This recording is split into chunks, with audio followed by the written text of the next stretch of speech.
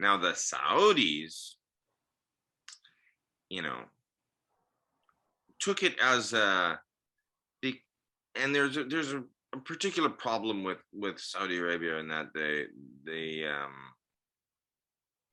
have a lot of time on their hands.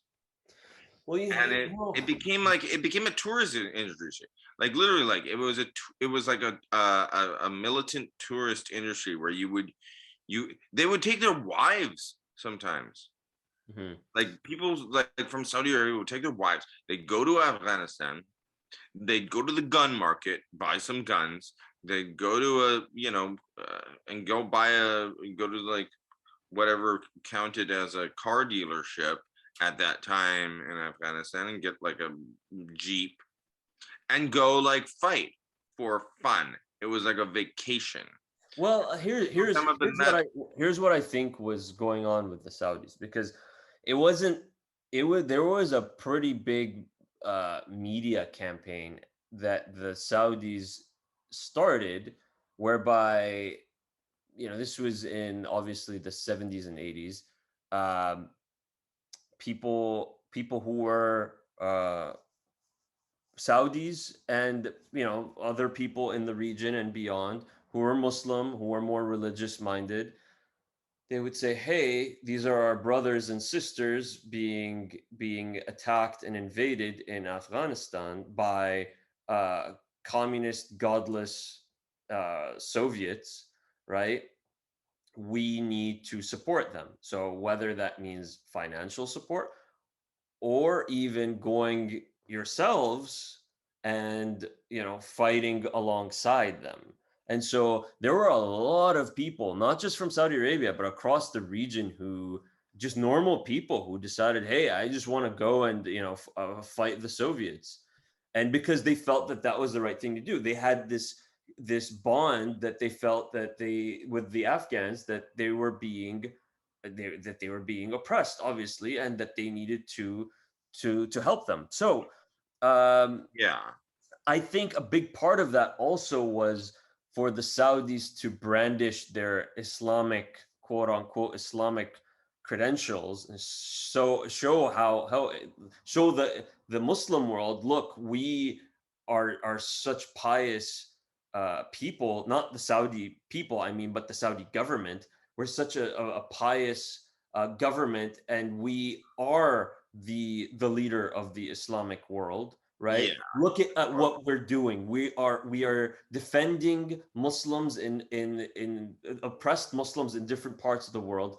And I think, but more importantly, it's distracting people from looking inwards at the shit Yeah. inside Saudi That Arabia. it was a steam valve, Yeah. essentially. It was a steam valve where you're letting off the steam because this was coming after like 1979, when you had young Saudi, like militants take over Mecca, and it became a giant like hostage situation. It was a huge thing, the siege of Mecca. And so they needed to do something about all of these radicalized youth that had been um, steeped in the ideologies of like radical uh, Islamist thinkers But that also that in were that just like, they saw that the Saudi royal family was illegitimate, and that they did not deserve to control the holy sites. And yeah, so, but I mean, that's what the ideologue said, and this was the problem, was that like there was a major challenge to the Saudi family as like rulers of the holy sites and rulers of the Islamic world. So it's like, what do you do with all of these young people that have this religious zealotry and anger? including the Bin Ladens were involved in the Mecca Yeah, takeover. yeah. So the point is, like, what do you do with these people that are angry, that feel betrayed by their government, feel their government is not representing their religious values? send them to Afghanistan, which is why the Saudi government, like totally not only turned the other, looked the other way when this was happening, but they facilitated Saudi citizens going to Afghanistan and like going to the black market and buying a gun, buying an AK-47 and joining the fight. And they, sort of allowed that rallying of, Saudis. And then this is where Osama bin Laden gets involved. So all these like rich ass Saudis go to Afghanistan in the 80s. And this is, I mean, it's like just right after, 79, 70. They start going there to go on like basically jihad tour and shoot a few bullets and think you're cool. A lot of these guys, they didn't really see that much action. They'd get a gun, shoot around for a while, and then go home. But there were people who did take it seriously, and I know Osama bin Laden. The thing is that there were a lot of connections made in Afghanistan, not just amongst Saudis, but amongst other Arabs, like-minded Arabs who followed the same radical thinkers and ideologues, as well as Afghans. So it was this meeting place of all these people. And it was and so what you saw eventually, it was like, they took part in the repelling of the Soviets. Eventually the Soviets were expelled, right? And so the American CIA and American weapons were used, right? But then what was the aftermath? And here is where it gets interesting. So was it 89 that the Taliban took over? No, that the Soviets were expelled. I think it was I think they probably withdrew around because I mean the Soviet Union fell, like 89. Yeah, it was 89. So in 1989, so beyond that, so you had a good 4 or 5 years before the Taliban really emerged as this. And they weren't the major opposition group. No, but here's what I think happened is that you had with all these people who showed up and made these connections with local Afghans. You also had the Wahhabi establishment. So the aside from the Saudi government, what people need to understand is you have this balance of power sort of that was taking place had been taking place in Saudi Arabia between the political power and then the religious power. Religious power being the Wahhabi religious establishment. So when the war ended, there was still like interest in Afghanistan. Well, really, in some ways, you could kind of say it never really ended. I mean, except for when the Taliban had an iron grip on the country. But these people wanted to spread their Wahhabi ideas, so they were the ones who were building schools. They were the ones who were building the mosques where they were sending their imams and all that stuff. Yeah, but also, I mean, the Taliban were they were late to the party, right? But what I'm guys that came in they like the more zealous you are, the more authentic you seem. Yeah, but what I'm saying is that eventually it got to a point in the 90s that these people who had been in Afghanistan, who were foreigners, who weren't Afghan, and took part in that fight or were connected to the Wahhabi establishment, or maybe not like because the Wahhabi establishment was maybe not in an official manner, but unofficially very much involved in the sponsoring of terrorism.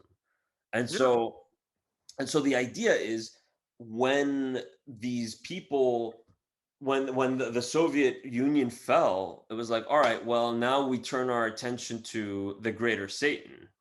the United States, because these, yeah, they helped us take down the Soviets in Afghanistan, but they're supporting the Saudi royal family, and they're supporting Israel, and oppressing our Palestinian brothers and sisters, and the list goes on. There are a lot of anti-American grievances in that part of the world, and But so.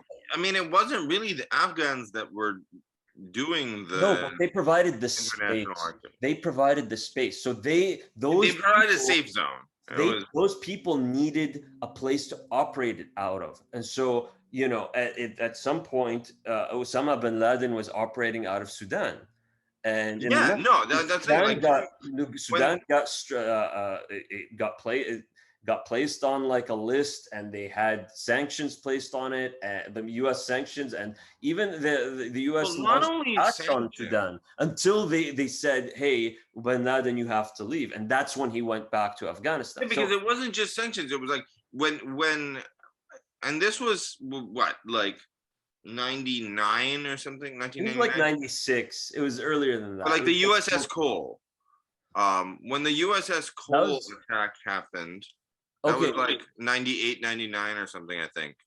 That was let me see. Exploded. I think it was 2000. It says here Was it 2000. 2000? Okay, Yeah. fair enough. That was like at that time, Osama bin Laden was in Sudan, and he had a big compound.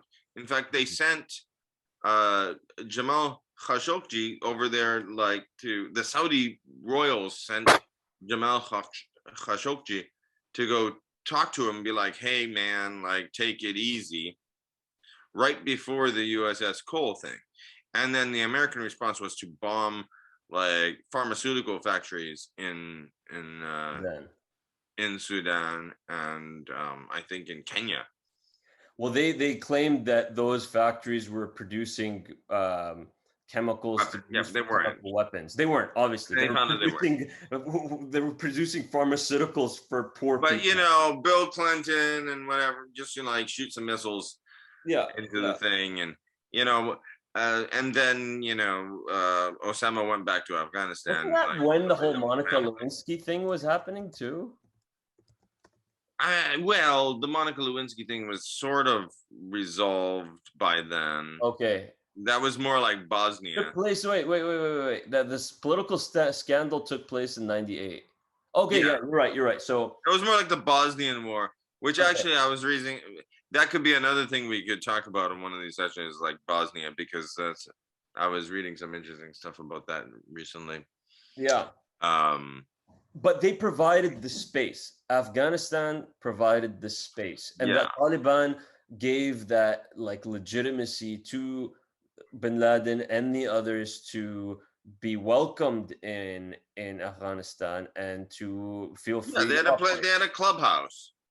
It was Yeah, a fucking terrorist clubhouse.